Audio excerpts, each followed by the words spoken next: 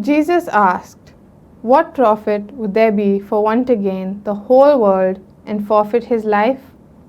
Matthew chapter 16, verse 26. The words were repeated to a young teacher of philosophy, a scholar who had a highly promising career in academics, with success and a life of prestige and honor before him. These words from St. Ignatius of Loyola struck the deepest chords of his heart and moved him to a life of extraordinary zeal to spread the gospel through preaching and selfless service of the people. 450 years later, we remember him fondly as the Goindsor Sahib, the patron saint of missions, none other than Saint Francis Xavier. Dear friends, welcome to You Too Can Be a Saint, an interaction with a saint to give us a meaningful insight into the lives of those who are like us but experience the touch of God in their lives. This opened up for them a treasure trove of grace and extraordinary zeal to spread the message of the gospel to all the world. We have with us today our dear Saint Francis Xavier. Welcome, Saint Francis Xavier. Thank you for joining us today. Your enthusiasm for missionary work in India and Japan, serving God and helping others by joining them in their everyday tasks, preaching the gospel and moving them to finding God as you traveled at length in foreign lands is truly exceptional.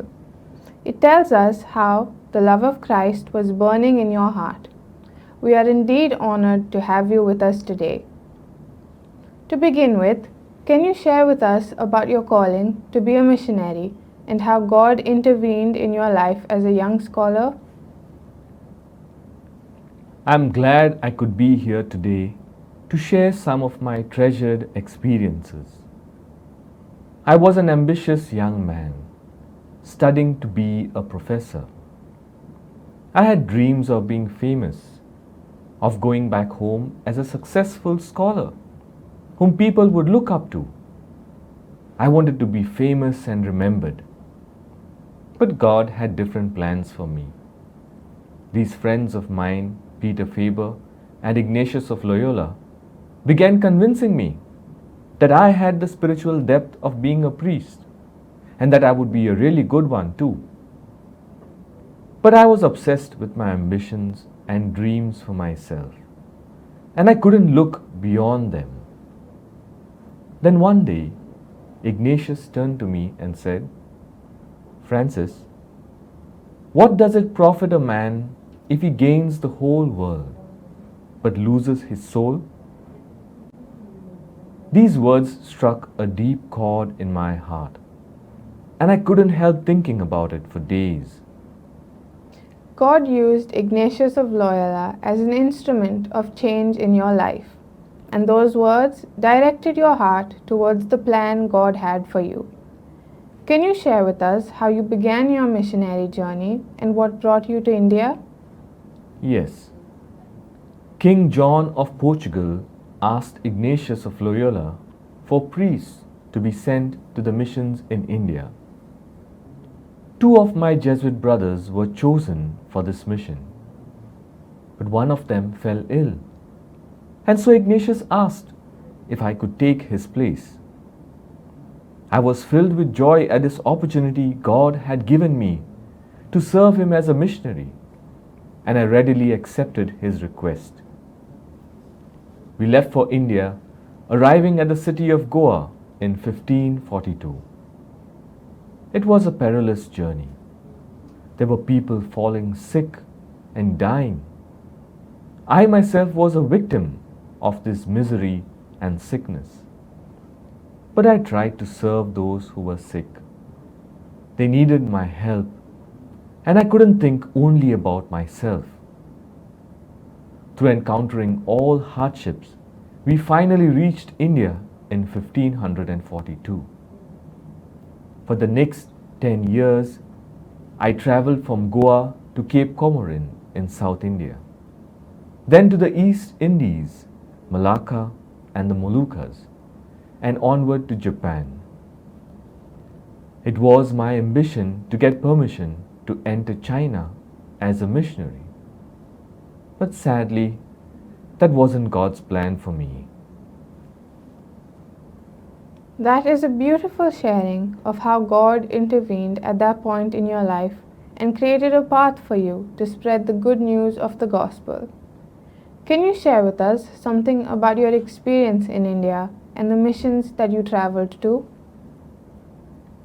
Yes, I traveled light and carried only my breviary and a book of meditations and my beloved cross. I learnt about the native people of the place who had been baptized a decade earlier but were never guided in their faith. I spent my time preaching the gospel to the poor and sick and ministering to their needs. My nights were taken up in prayer and cooking a simple meal. I truly loved the time I spent with the simple people, especially the fishermen, and I lived like one of them almost. That is truly a beautiful missionary journey among the people. What would your message be for the people of today? Well, I would say we are all called to be missionaries in our own places, our homes, our workplaces. Our preaching is not necessarily on distant shores, but to our families, our children, our spouses, our friends. We are called to preach not only with words, but by our everyday lives. We ought to learn to sacrifice, to look beyond selfish gains. And this means leaving yourself behind at times for a greater good. The good of prayer, the good of helping someone in need, the good of just listening to those who need a ear. The greatest gift we have is our time. St. Francis Xavier, your missionary work and your beautiful message is what you preached throughout your life and serves as an inspiration for us today to live our lives committed to being Christ to one another. Thank you very much for your time with us and for the beautiful insights that will definitely inspire many of us.